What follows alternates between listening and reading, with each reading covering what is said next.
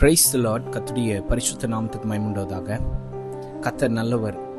இந்நாள் வரையிலும் நம்மளை பத்திரமாய் கிரமமாய் பாதுகாத்து வந்தார். இந்த வேளையிலும் பிரதர்ஸ் அண்ட் சிஸ்டர்ஸ், எல்லாவற்றையும் இழந்து இதுக்கு மேல எனக்கு ஒரு நம்பிக்கையே இல்லை, எனக்கு நம்பிக்கை கொடுத்தவர்கள் கூட என் கூட இல்லை, நான் என்ன செய்வேன் ஏது செய்வேன், எனக்கு இதுக்கு மேல ஒரு ஸ்டெப் எடுத்து வைக்கவே முடியலையே, அப்படிப்பட்ட ஒரு தருணத்துல இருக்கீங்களா பிரதர்ஸ் அண்ட் சிஸ்டர்ஸ்?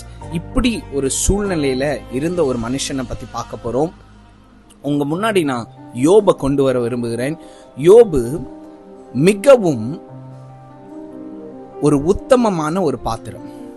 அந்த உத்தமமான பாத்திரம், கர்த்தருக்கு உத்தமமான பாத்திரமாகிய யோபு, ஒரு நாள்ல என்ன நடக்குது, அவனுக்கு இருந்த ஆஸ்தி அந்தஸ்து, அவனுக்கு இருந்த சொத்து வசதி எல்லாம் இழந்துட்டான். எல்லாம் இழந்து தெருக்கு வந்து அவன் சரீர ரீதியாய் பருக்களும் வந்து சாம்பல்ல உட்கார்ந்துட்டு இருக்கிற அனுபவத்தோடு வர்றான். சுத்தி வரவங்க எல்லாம் கேலி கிண்டல் செஞ்சுக்கிட்டு நீ இப்படி இருக்கிறதுக்கு செத்து போயிடலான்னு வரைக்கும் சொன்னவங்க இருக்கிறாங்க.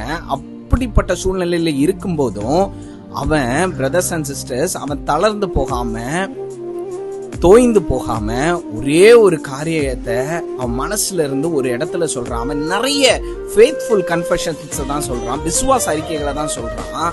ஒரு இடத்துல குறிப்பா சொல்லணும்னா யோபு 23:14 சொல்றான், எனக்கு குறித்ததை கர்த்தர் நிறைவேற்றுவார். எவ்வளவு தெளிவா சொல்றாங்க பாருங்களேன். அப்படின்னா உங்களுக்கு நடப்பதெல்லாம் நன்மைக்கு தான். ரோமர்ல சொல்றதெல்லாம் 8:28 கர்த்தரை நேசிக்கிற பிள்ளைங்களுக்கு நடப்பதெல்லாம் நன்மைக்காம். யோபு கர்த்தரை நேசித்த ஒரு பாத்திரம். பிரதர்ஸ் அண்ட் சிஸ்டர், நீங்க கர்த்தரை நேசிக்கிற ஒரு பாத்திரம்.